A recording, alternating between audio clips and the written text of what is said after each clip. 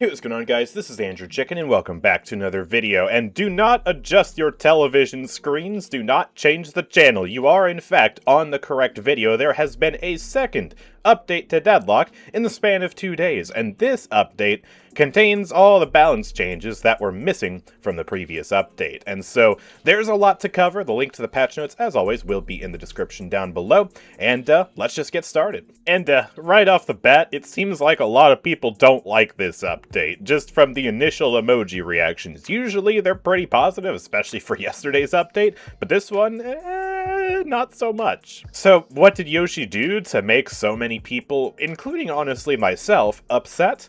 Well, I think it has to do with the start of the patch notes here. There is a big wall of text, as you can see here, and the sheer volume of individual changes in this first section is truly immense. And all of these changes have one theme in common.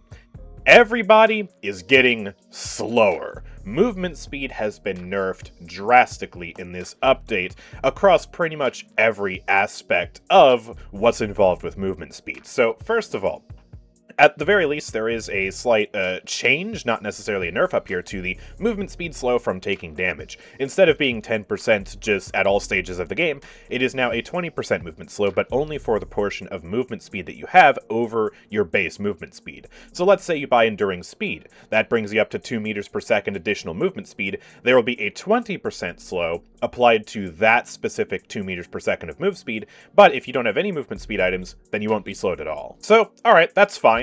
But it just gets bad from here on out. So, movement speed bonuses now stack diminishingly. What does this mean? Well, if we go into the game and we try to stack like 2 sources of armor, for example, this was a thing that previously existed in the game, then, okay, we get bullet resilience, that gives me 30%. But then if I try to stack it with battle vest, instead of getting 48%, we only get 43%. That's diminishing returns in effect. And so, this will now also apply to movement speed items. So, if I go ahead and buy Enduring Speed here, which gives me 2 meters per second of move speed, and then I grab Frenzy, which gives me 0.75 meters per second of move speed, you see that my move speed actually only goes up from 8.4 to 9.0, which is an increase of just 0.6.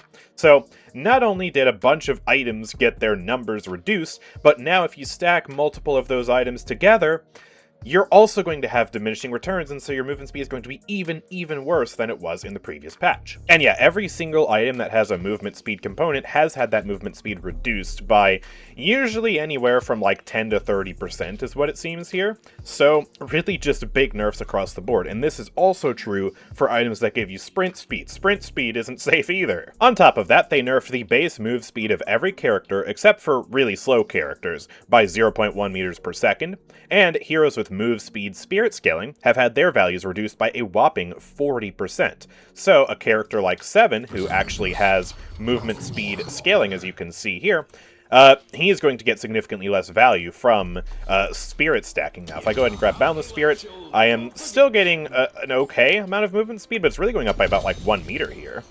Which, I mean, that's still something, but it's drastically nerfed. Sprint speed has also been nerfed. Not only will it ramp up slower now, but it'll also start accelerating for sprint speeds over 2.5 rather than only after +3. What does that mean? Well, basically, if you have a certain value of sprint speed below 2.5, like I do with sprint boots right now, then, well, I will just get that sprint speed for free without having to ramp up. As you can see on the left, there's no ramp up process, I just instantly start moving at 9.3 meters per second. But if I get anything above 2.5 from, let's say, Shadow Weave, and then I use that Shadow Weave, you see that I now have to ramp up my sprint speed, and it's a lot slower now. It really is, and I still am not at my max movement speed yet. Still going, and it's just, it takes a long time to get up to that max sprint speed. I mean, look, I was like 3/4 of the way done with my Shadow Weave by the time I got to the max. It's truly crazy how much they nerfed sprint speed. And that is on top of the base sprint speed being reduced by 0.4 meters per second, and even Wraith is catching some strays here. Her sprint speed spirit power scaling, ooh, say that 5 times fast, has been reduced from 0.6 to 0.5. So, huge nerfs here. And Slow Resist has also been nerfed on Enduring Speed and Fleetfoot, in case you were curious. And Majestic Leap also catching a massive nerf to the cooldown from 34 seconds up to 45 seconds. Oh my god. And the barrier scaling has been nerfed too. So, huge movement nerfs across the board, regardless of who you're playing, and everyone's just going to feel a lot slower this update, which honestly, in my opinion, I'm someone who loves movement in this game. I love going fast, doing parkour, and just having a blast zipping throughout the map. So to see movement be nerfed like this, especially after movement has been nerfed in consecutive patches in different ways, like with the jump pad changes, it honestly just sucks for me, and I'm not really enjoying the trend that the game is going in with these balance changes. Let me know what you think about it in the comment section down below. Do you agree with me, or do you think these changes are healthy for the game? I would love to hear from you. Oh yeah, and lest I forget, let's scroll down a little bit in the patch notes to cover one more movement change. Jump pads. You remember how I said they got nerfed in a previous patch? Well, they got nerfed again this patch, and this time there is actually a very serious penalty for being hit during the jump pad damage window. Now, it'll deal 15% of your max HP as damage, which is basically the same as getting hit off of a zip line. That is intense. That is a lot of damage. And, yeah, before, you could kind of just tank the stun, as long as your momentum wasn't too screwed up. You would still land in the spot that you wanted to land in, and it wasn't as big of a deal. But with this damage penalty, you're definitely going to think twice about getting on the jump pad now. And, yeah, that really hurts using jump pads while in combat. Anyways, let's talk about the investment categories now, because these have received some changes. First of all, to the Vitality category, they are getting a total rework of the investment tree bonuses. So, bonus health on all weapon and spirit items has been reduced by about 25. They didn't list them all out like they did up here for the move speed items, they just said about 25. But to compensate for this, they have changed the Vitality Investment Tree bonuses from a percentage of your base health to a fixed amount. From 8% all the way up to 56% extra HP, to plus 75 all the way up to plus 1400 maximum HP. So, this is a very interesting change. It's not a direct buff or nerf, it really depends on what character you're playing. For Mo and Krill, this is probably a nerf, because he's the tankiest character in the game and he loves having a huge percent-based increase to his health.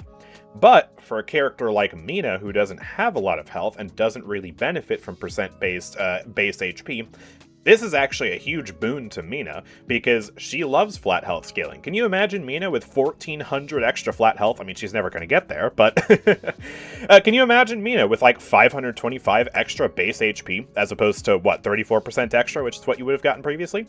Yeah, that's a pretty big deal for her, so I think depending on the character, this is either going to be a slight buff or a slight nerf, and you'll really just have to experiment with your build to see how it shakes out. However, there is still one source of percent-based increase HP, introducing the new Colossus change. Bonus health on Colossus has been reduced from 600 down to 300, but it now grants you plus 15% extra base health. This is a percent-based modifier to your HP, kind of like what Boundless Spirit does for your spirit power. So this is a very cool change to Colossus, and I wonder how much more we're going to see this picked up now, because this honestly looks pretty interesting. Oh, and Siphon Bullets got nerfed. The cooldown was increased from 0.8 seconds to 1.2 seconds. Alright. Next, let's move on to the Spirit category, which is receiving a lot of nerfs. So, the Spirit Investment Tree 4.8k bonus has been reduced from 45 down to 38, which, notably, the Weapon Investment Tree bonus did not receive a similar nerf, so now in terms of the proportion increase in the Spirit Tree versus the Weapon Tree, you now get way more weapon damage compared to Spirit Power, but obviously, you still want that Spirit Power bonus, it is going to be very helpful for you.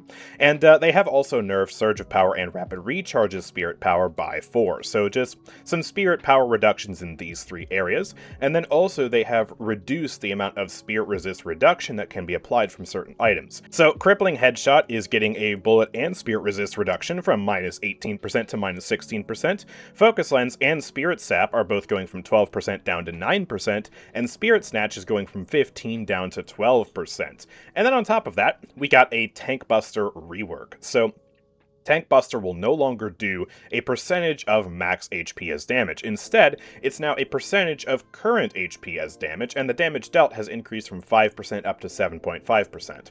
So, if you're attacking a target who is at full HP, Tank Buster is doing more damage now, but if they're at about half HP or less, you're going to be doing significantly less damage with Tank Buster, and I'm not even sure if it'll be doing damage if you proc it on someone who's like 100 HP. So, this is a very big change for Tank Buster. Honestly, maybe more of a nerf? I mean, how often are you proccing Tank Buster on a strictly full HP target? I mean, a lot of the times, I feel like a target is already damaged either from farming or from already being in a fight with someone else. So, yeah, Tank Buster is just going to be a little bit weird now. So now, let's talk about souls, map objectives, and NPCs. First of all, we got some trooper changes. First of all, general trooper bounty has been reduced by 12%. Fair enough, troopers give a lot of souls. And the Medic Trooper has also received a plethora of changes. So Medic Orbs will now heal allied troopers for 30% more, but the regen on allied troopers is applied over 8 seconds instead of 2 seconds. So you will be healing your own troopers a lot more now, but yeah, it's just over a longer period of time, so it's going to be easier to kill them in the short term. Medic Troopers have also just received a lot of flat buffs to their own stats. So the HP has been increased from 260 up to 350, bearing in mind that the default trooper is 300. And the DPS versus other troopers has increased from 35 up to 45. Medic Troopers' attack range versus troopers and players has also been increased 5 meters over the default, and you can also pick up the Medic Pack from 4 meters farther away at 18 minutes. So yeah, just a lot of buffs to the Medic Trooper, which is definitely going to shake things up in terms of how the creep waves battle each other when a player isn't around, or even when a player is around. It's still going to change which troopers are left standing at the end. Medic Trooper's probably going to be the last one alive, and considering you usually want it to be the last one alive, that's probably okay. It's just going to be a little bit more interesting, I guess, to deal with the troopers now. But what's going to make troopers even more interesting in the late game is that shrines have been buffed. So Shrine's health has been more than doubled, from 3,000 HP to 7,000 HP. These are some tanky shrines now. And killing both enemy shrines will now make all of your troopers stronger. They get 30% extra HP and 30% extra damage. What the heck? So, you are now very incentivized to drop enemy shrines, even if you don't necessarily drop the patron, but dropping shrines is going to be much more difficult now, and this is going to make sieging the base much more difficult now. But if you go in, you take out both their shrines, then you're forced to pull back, you get those stronger troopers, and so that'll make the second push into the enemy base then a little bit easier. So it's a very interesting new dynamic for sure. Let me know what you think about it in the comments. And also, one more thing, the Walker rocket barrage radius has been reduced from 6 meters to 5 meters, which I actually think is very fair, because, to be honest, it just feels kind of unavoidable. There's basically no ground you can stand on where you won't be hit by that if you are trying to do damage to the walkers, so yeah, I'm okay with this. We got some more soul changes, though. Let's take a look at the Urn. The Urn has been massively buffed. So, the bounty at base has been increased from 700 up to 1,300 souls, almost double. Granted, the growth per minute has not been changed, just the flat base value. But the comeback bounty now gives more souls. How many more souls? I don't know. Doesn't say in the patch notes. Thanks, Yoshi. And the bullet and spirit resist for the carrier have been increased from 30 up to 50%, and the bounty bonus for carrier has been increased from 25% up to 35%. So if you're the one who puts in the urn, you're a lot tankier, and you get way more souls for delivering the urn, which means that you probably want your hyper-scaling 7 or Wraith player or somebody like that to be the one who turns in the urn, if at all possible, because that is a very sizable bonus. Furthermore, they have increased the kill bounty for both solo kills and duo kills by 25% and 15% respectively, and they increased the portion of the bounty that the killer gets relative to the assist portion, so kill steals actually matter a little bit more now. And they also, get ready for this, they increased comeback bounties for the losing team a bit. What does that even mean? They have all these amazing detailed numbers for 99% of the patch notes, and then for this, it's just a bit. 10%, 15%, 20%, I don't know, 5%? Thanks, Yoshi. Really appreciate that one. Now, the final thing relating to souls is unsecured souls and neutral camps. So neutral HP has just been reduced by 20%, but they increase the growth substantially, from 0.5% per minute to 2.1% per minute. So neutrals will have less HP before 15 minutes, but more HP afterwards. Thanks for this helpful tooltip, Yoshi. Wish we could have had that up here. Furthermore, they reduced the neutral spirit resistance by 5%, so spirit characters like Seven are going to have even tougher of a time farming these neutrals past 15 minutes. However, they have nerfed the Sinner's Sacrifice bounty by 10%, which, I mean, the Sinner's Sacrifices are crazy good, so this is fair enough. And they also nerfed Cultist Sacrifice. They nerfed the cooldown by 10 seconds. But the biggest change of all is to how Unsecured Souls claim period works. They completely reworked it. Previously, the way it worked was any unsecured souls you gained were added to a rolling 165-second window where it was divided over that time and given out, with a minimum amount given per second of 1 soul. So you would always claim 100% of your unsecured souls within 165 seconds. However, the new system doesn't have a strict time period. Instead, it will drain 0.5% of the remaining souls plus 1.6 souls, and that will scale with the 8% bounty growth per minute. What this means is, if you only pick up a few unsecured souls from one small camp or a couple of boxes or something like that, these souls are going to secure much faster. But if you clear a bunch of camps in a row, or you clear a big tier 3 camp or something like that, it is going to take way longer to secure those unsecured souls, and Yoshi gave us a nice helpful little example here. So one small camp will take 77 seconds. 2 medium camps will take 163 seconds, which is about the same time as it would have previously. But anything higher than that will take you much longer now. So 1 hard camp will take 193 seconds, 4 medium camps is 230, 2 hard camps is 263, 1 hard camp and 3 medium camps is 270 seconds, and 2 hard camps and 6 medium camps. You are a farming beast. You're playing 7. It'll take you 354 seconds. That's so much time. That's more than double the previous time. And so, how can you mitigate this change? Well, you do pretty much what you were doing before if you were a smart Deadlock player, which is, you want to farm with a specific goal in mind. So, let's say you have a 1600 soul or a 3200 soul item that you have in mind that you want to purchase. Farm just enough that you need to buy that item, then go to the shop and buy that item. And if you buy an item and clear your balance of souls, then you'll only have probably like 10, 15, 100 souls left over in your unsecured souls, which is going to clear almost instantly, and so you won't really be a liability walking around with a gigantic bag for multiple minutes on end. So that's how you're going to have to do it. So this is really going to punish those people who just kind of farm aimlessly, walk around, take a bunch of farm, pick up like 1500 value worth of souls, and then they don't go and immediately spend it. Or they farm sloppily, they farm too much, go to the shop, spend their souls, and they still have like 400 or 500 unsecured souls left over. And so if you do find someone who's farming, chances are they've got more unsecured souls on them now, and you can try to rob them and then go and spend them yourself. So yeah, very, very big change to the jungle here, and you gotta be more diligent and more precise with how you farm the camps now. Alright, now let's talk about a couple more item and hero changes before we round off the video. So, first of all, we have a couple of item bug fixes, and there's one item fix in particular that is interesting to me.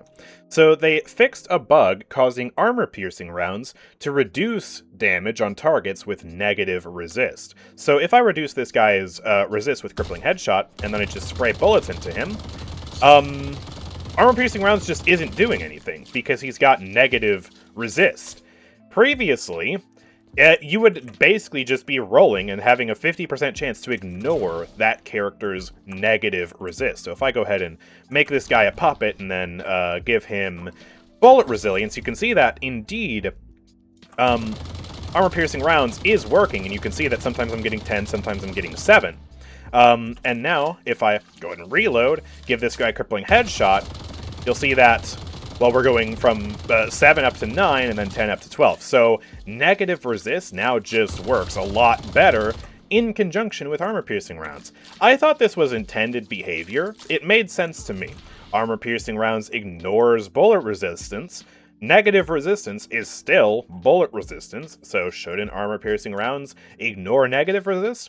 Logically, it makes sense, and I think that's how it was originally coded, but they decided that they didn't like this behavior, and they wanted AP rounds to work with negative resist, and use the logic of basically, okay, if they have negative resist, then they don't have armor with which to pierce. So this ends up, even though it looks like a bug fix, it actually ends up being a massive buff to armor-piercing rounds, because now you can use it in synergy with other armor-reducing items. Or if someone else has armor-reducing items, and you hit them with AP rounds, you're not punished for that synergy with your teammate. So this is a very big change, and you're probably going to see AP rounds picked up a lot more now. Oh, and this is further amplified by the fact that the next balance change affects plated armor and makes it so that armor-piercing round will no longer be blocked by plated armor. So if I go ahead and buy plated armor on this character, some of the shots will still be blocked, but you'll notice that he is blocking much fewer shots. If I go ahead and sell the armor-piercing rounds, you're going to see that he's blocking a lot more of my shots now. So armor-piercing rounds is making it so that I am dealing significantly more damage to this guy because much fewer of my shots are being blocked. You can really tell the difference there. So yeah, AP rounds just got so much stronger this update, and yeah, maybe more gun builds will be picking this up over Crippling Headshot or something like that now. One last item bug fix is that Curse was previously actually removing Unstoppable from a character, which is kind of funny to be honest, but yeah, really not intentional. So if I go ahead and buy Unstoppable on this dummy here, and then use it, and then clear follow, yeah, it blocks the curse now, as intended, which, thank goodness for that. If you could remove Unstoppable with something, oh, I would probably quit this game. Alright, so now let's talk about all the hero nerfs. And yes, I said all the hero nerfs. There's not a single buff in sight here, so, yeah, just a bunch of characters getting weaker on top of all the general changes that they did. So, Billy up first is getting a bunch of nerfs, which, fair enough, it's Billy, he's actually really strong. So, his health regen has been reduced from 3 to 2.5, very fair. And Blasted has been reduced in its effectiveness versus non-players and on light melees. So, the non-player effectiveness has been reduced from 35 down to 25, so you get, well, significantly less healing from it, as you can see there. And light melee also has been reduced from 50 to 40%, so I'm only getting 40 per light melee here, which, yeah, alright, fair enough. Although, actually, that doesn't seem to be 40%, that still seems to be 50%, actually, if we do the math, because I'm getting 80 right now, according to my Blasted here, so it seems like maybe that balance change didn't make it in. Let me get some Boundless Spirit and see if, okay, so we're up to 139, and we are getting 70 per now. So yeah, no, actually, this balance change doesn't seem to be in, from what I can tell, anyways. Maybe there'll be a hot fix for that, I don't know, but, yeah, okay, interesting. I guess Billy doesn't get quite as nerfed as I expected. But there is one more nerf, kind of a repeat of the previous nerf, which is that Chain Gang will now break slightly faster when target is out of line of sight. So we do this, and the chain did indeed break on this guy out here. It still takes like a second, but I guess it should be a little bit faster now on top of the previous change, which, again, made it faster. Dynamo has honestly been a menace ever since the big update where they added the investment spikes, and they buffed the crap out of the base range of Kinetic Pulse. So, they have nerfed him twice here. First of all, they reduced his base health regen from 2.5 to 1.75, which is actually quite an odd number. I don't know how many characters, if any characters in this game, actually have a health regen with a multiple of 0.25 instead of a multiple of 0.5. But yeah, that is interesting. And also, the Kinetic Pulse Spirit scaling range has been reduced in half, from 0.2 down to 0.1. And they actually did nerf this previously as well. So here's the base stomp range. And now if I go ahead and grab Boundless Spirit, you can see the new nerfed range, which... was that any bigger at all? What? Okay, I'm getting 8.4 extra meters from my spirit scaling, apparently, but that, like... oh my goodness, I remember when you could snipe these. Let me sell this again. Oh my goodness. Wow! That is a lot less range from what I'm used to from a couple of months ago before all of this Hullabaloo with Dynamo and his balance changes. Wow, I'm genuinely shocked by how short that is now. I guess Dynamo's going to need greater expansion to reach those sniping ranges that he previously could, but even then, yeah, it has been really drastically nerfed. Oh my goodness. Lady Geist has gotten a couple of nerfs. First of all, her stamina dash distance has been moved to bucket 3, which means she now dashes slower. Her dash speed is basically the same as a character like Abrams or Mo Krill now. And they have also increased the self-damage spirit scaling on Essence Bomb from 1.6 to 1.8, so that's going to start, woo, really chunking her health pool. And Malice self-damage has been increased from 7% of her HP to 9% of her HP. So again, that is really cutting down against her health, so you're really going to need even more regen on her. But I guess the silver lining is you can now control how much health you lose in order to precisely get the best soul exchange now, so hey. Next up, we have Mirage, who is getting a bunch of nerfs. First of all, kind of a sad nerf. So, you know how everyone got their movement speed nerfed this update? Well, they decided that they hate Mirage in particular because they further reduced Mirage's move speed by 0.2 meters per second. Why did Mirage specifically deserve this nerf? Beats me. I have no idea. Kind of a weird nerf to give him, in my opinion. But the other nerfs at least make much more sense. So the bullet damage per boon has been reduced from 0.616 to 0.5. So he gets a little bit less damage at the later stages in the game. And they have also nerfed the Jin's mark. So they nerfed the range from 45 meters down to 40 meters. So you have to be closer to actually apply the Jin's mark. About this range is the max range now.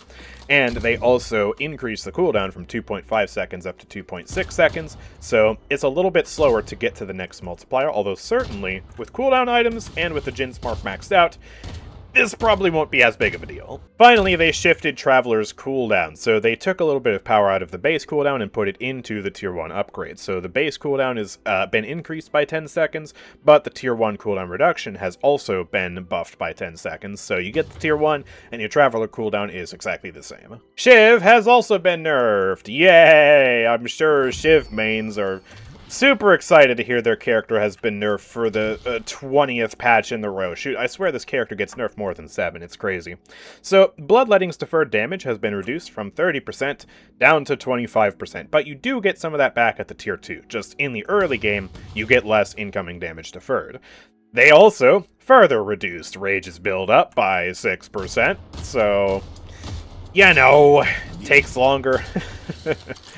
And then, finally, Killing Blow's cast range, this is actually quite a big nerf, has been reduced from 15 meters to 13 meters. 2 meters doesn't sound like a lot, but I assure you, in the thick of combat, that is going to mess some Shiv mains up for sure.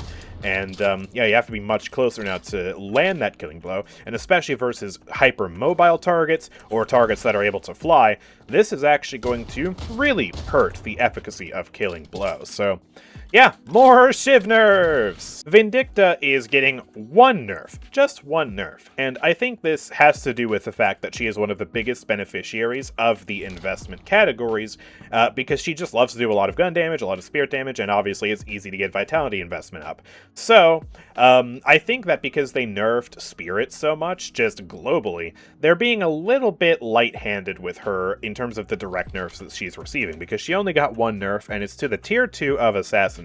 It's gone down from 90 max bonus damage to 80, which is certainly a substantial nerf, but that's it. So I guess this is really targeting the strategy where you hold all of your ability points until you unlock your ultimate, then you get it to Tier 2 immediately, and then you just start blasting heads. That'll be a little bit less effective, but otherwise the character remains unchanged, and we'll see if she's still super duper strong as a result. Finally, let's take a look at Wraith. She is getting a little bit less bullet damage per boon from 0.17 to 0.14, so again, less damage in the later stages of the game. And also the Project Mine Tier 2, which was not on my high priority list for things that needed to be nerfed, but maybe I was just unaware of how good this was. I did see a Wraith player maxing out this ability somewhat recently, and she seemed to be doing okay for herself. But yeah, the Tier 2 scaling has been reduced pretty drastically from 2.44 down to 1.7, and that is the scaling for the barrier that you get whenever you use Project Mine. And so, significantly less barrier now. If I get Boundless Spirit, we're up to 518 barrier, which is still honestly pretty good, but not nearly as big as it was previously. So that is going to do it for this Deadlock balance patch. Let me know what you think about it in the comments section down below, and if you found this update coverage to be helpful, then of course make sure to subscribe down below so you don't miss out on any future videos from me. But with all that being said, thank you guys for watching, I will see you all next time, peace out.